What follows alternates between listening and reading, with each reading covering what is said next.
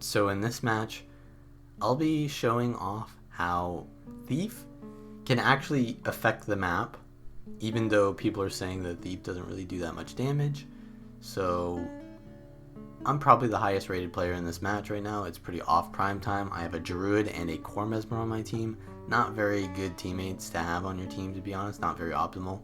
But we're going to do what I can to carry the match anyways, even though my teammates are probably not going to be stuff that I'm going to +1 easily. So I go into mid. I see they have a Core Ellie, who is a Bunker Ellie actually, so I swap to the Core Necro. No one's really on my target, so what I do is I motion for the far decap, and as they chase me, I go back into mid with Shadow Step, and I basically +1 the Ellie, because their Necros are very slow and they can't really keep up with me. So that creates enough distance that they can't really get the res off. But they still go for the res, and my team isn't really paying attention here. We do have a Lich form, so that's pretty good. And I go over and get the second kill there from that, and then I go for the decap because my teammates are kind of just like AFKing on the node and not really going for the kill on the Core Necro. So I have to leave that immediately because we don't have sides. So I go for the decap at far, and I don't want to stay here and full cap this because I know that we just got kills on like a Necro, and yeah, like I'm not going to be able to like kill those in a 1v1 anytime that's going to be beneficial for our team. So I instead go to mid and try to get kills again. I mean, we are even on the map right now. So if we get kills and both of us have one cap, we are technically getting a lead. But they're going to recap far. So I decide to go home. I leave mid because they're just my team is just AFK on mid, right? And I go to home. But my Mesmer's actually already won that 1v1. So that's actually pretty good. My teammates are kind of tunnel visioning here. And they're just not standing on node, and they get decapped in a 3v2. So this is really bad. I need to get this kill again, even though I already kind of like snowballed mid for them. They lost all the momentum that I got for them. So I'm just here trying to get a kill on their Necro again, but I noticed that my team is really not focusing any targets. So at this point, I'm really low on cooldowns. I go to far, and I go for the decap. So yeah, they have a 2 cap. I'm going to put it back to a 1-to-1 cap, and my team will probably wipe at mid at this point, so I'm going to go for the full cap instead. So being predictable is really bad. So like if I just keep decapping their home node, they're going to eventually stop going there. So if I decide to full cap it once, then they'll have to react differently, and they might react in a suboptimal way because they're having to react differently to my actions. So going for the full cap this time is actually pretty good, and my teammates are trying to disengage from mid, and we get a nice kill on their Firebrand, but I see that their whole team is coming in as well. So I go for the cleave. I probably should have gone for the stomp earlier. My teammates are not really going for the cleave, so I go for a Shadow Step stomp, but I get I think that's the retargeting bug, and we don't actually get this kill, so that's kind of unfortunate. I am trying to keep cleaving here, but it's 2 Necros. They're going to get the res no matter what. So we're outnumbered here, and my teammate dies instantly, and I've got pretty much nothing left, so I have to be careful here. I get snagged by the Shroud 2 around the corner and die because of that. I get pretty unlucky there to get hit by that, because it looked like I was going to escape from that safely. So this is really bad, because in a match where you're supposed to be the best player on the team, dying is not really, it's not going to carry the game for you. So this is really, really bad for me. Fortunately, though, we've been outnumbered for quite some time, and our team has gotten the rest of the map, but it won't be for long, because they'll get snowballed into mid, and especially without my presence on the map, they'll die 100%, or at least lose the node. So one thing that's really important to know in like these matches where you feel like everyone else is not really performing that well is that if it's low tier matches like that, a lot of people, what they do is they tunnel vision their home node. So this is just something that is actually good, even though it's not good in all situations. It's just reliably the best decision to make because it requires almost no thinking. So I'm going to take this 1v1 with this Ellie just because I'm stalling for time. But basically going to your home node and just killing what's there and then snowballing into mid it requires the least rotations, right? So a lot of new players will do that. And what often happens is if you're playing like a far push class, you will often be outnumbered, right? Because whoever respawns will come to you. And as you can see here, I'm in a 1v2 here, so I'm just going to stall that for as long as I can and then immediately leave. My team is outnumbering mid and not really getting too many kills, so I have to go far for the decap. But yeah, as I was saying, if I go to far, a lot of times I will be outnumbered. And that's why a lot of people in low tiers say don't go to far, because you'll often die and get your team snowballed. But if you really think about it, a lot of people do carry game by going far and holding outnumbered fights. So you just have to be careful about going far.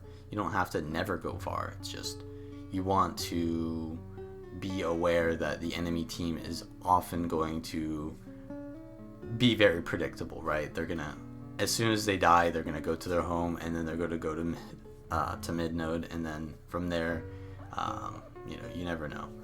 But my team has kind of lost the whole map during that time, so I'm just looking for a kill here, some kind of pressure. Their soul beast is a Sikkim soul beast, so that's a really good first target. And now, as you can see, my whole team has respawned at home, and they're going to just zerg this poor Ellie. Their core necro is actually going to peel for the Ellie. So I realized this is not really killable because my team isn't, as you can see, my necro already rotated out. So I get the full cap for my ranger and they can hold that. And if they can't, then I can't really do anything else. I need to be carrying the game, not babysitting my ranger. So I go for the decap at far again. I don't get it. I try to create distance with shadow steps to get to mid, and I'm actually rotating so fast here that I don't really have that much initiative to get the kill here. So yeah, their necro's using a lot of AoEs on the node, and their guardian comes in now, so we can't really get that kill. So I do see that their ranger's coming in, so that was going to be a 2v3 anyways, so me going for the decap at far is the best play. And my Mesmer, if they survive at mid, that's good. They're actually in a 2v3 right now, and we were 2v1ing home. So yeah, they lost the decap at home, but now it's just an even fight, so that's fine. Yeah, so as you can see here, I'm outnumbered at the enemy's far node, and they're going to probably stay here until I die because you never know what they're thinking. But I do see that their necro's low here, and I'm just trying to create momentum. I think I'm essentially like 1v3 on this side of the map, so there's no reason for me to go in there. I'm kind of like zoning them to kind of like prevent me from decapping, and oftentimes that's what you want to do, is not go for a decap, but threaten the potential of a decap. And I have the buff here, so what I'm doing is I'm playing very aggressively just to keep them off mid, because we have home now. We finally got home, and we have mid, so as long as I just prevent them from leaving their home, I'm fine being 1v3'd. So yeah, I'm just stalling here, running around, doing nothing, but I'm actually zoning the enemy because they know that I'm here. But now that they're leaving, I want to leave too. So they're going to leave their one person there to prevent me from decapping, and I'm going to create an outnumbered situation here at mid. That's the important thing. When you think there's nothing that you can do in a match, there's actually something that you can do. And if your team can't get kills, well, that's because you didn't create a situation for them to be able to get those kills. That's basically how Thief works. You don't do what's convenient for yourself. So, for example, like, oh, I just got the kill on mid, let me go for the decap at far. No, you need to get more kills, or your teammates are losing something else, so you need to help them there. Not just because, it's part of your rotation to go far at this point. And I get a really nice decap here in a 1v2 because I precasted Infiltrator's arrow into the Necrophere. That was really good play there, because now I'm 1v3 and they don't even get the cap node, so this is really good. But they're going to get it back eventually, so all I need to do here is survive. But yeah, as I was saying, I want to do something that's good for myself and my team at the same time. So if I go for a decap, it should usually be when my team can't really do anything else at the moment. Like if there's a good +1 I can get on the map, then going for a decap at that time is really bad. So yeah, I'm stalling a 1v2 there and I don't die, but I'm going to be focused because I haven't really reset here. So I do a really safe play here, and I shadow step in for this kill and then go back, because the Necro was about to jump on me there, as you can see, and he's just looking to pressure me because he's just playing around his back node. He knows that if he gets a kill on me, he doesn't have to worry about his back node anymore.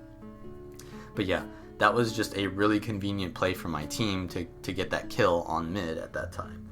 And that's kind of how you have to play Thief.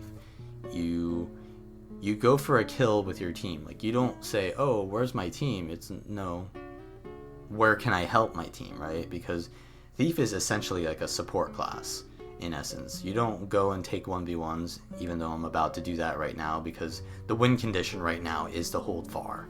So I'm actually going to stay here. But for example, like if I think that this is a good 1v1 and there's kills at mid that I could get, I should go to mid anyways, because it's not as beneficial for my team to take a 1v1 than to help my team get kills. I actually get the kill in the 1v1 here because, as I said, these are off prime players. But yeah, the idea of Thief rotations is to be at the right place at the right time, not to just do the right rotations and just decap far whenever you can. It's like a lot of players will say to Thieves, oh, far is open, decap. Well, no, you don't decap far because it's open. You decap far because it's open and your team has nothing else that I can do right now. And conversely, you can say, oh, Thief +1 me at home, and it's like, well, is that really what you need? Do you need to be in that 1v1 right now? So yeah, you have to play Thief. It's actually very demanding mentally, because you have to think, right? And I feel like a lot of players think that Thieves are very weak right now because they don't actually rotate and they go to places at the wrong time and they wonder why they can't get the kill. So yeah, that's generally a showing of how Thieves can be, they can carry matches still, obviously, when your teammates don't provide you much. You don't always need a team to play around as a Thief. You need to play around your team, if that makes sense. So yeah, not the best display of skill. I made some mistakes there, and obviously not the best opponents. But often a lot of my matches that I'll show are, difficult or really close matches. So I think it's important to show for the majority of people that a Thief can also be good in lower tiers, right? Because a lot of people just think, oh yeah, he's a really good player and that's why he's getting good results. So yeah, in reality, Thief is not that bad. Yeah, obviously you have to it's a little bit more skillful and rotation intensive than other classes. But if you just think a little bit, it's really not that bad. So yeah, if you like the video, give it a thumbs up, subscribe, and leave a comment down below if you want to see a video that I cover a certain topic on in rotations, for example, like how to deal with downstates or whatever. So yeah.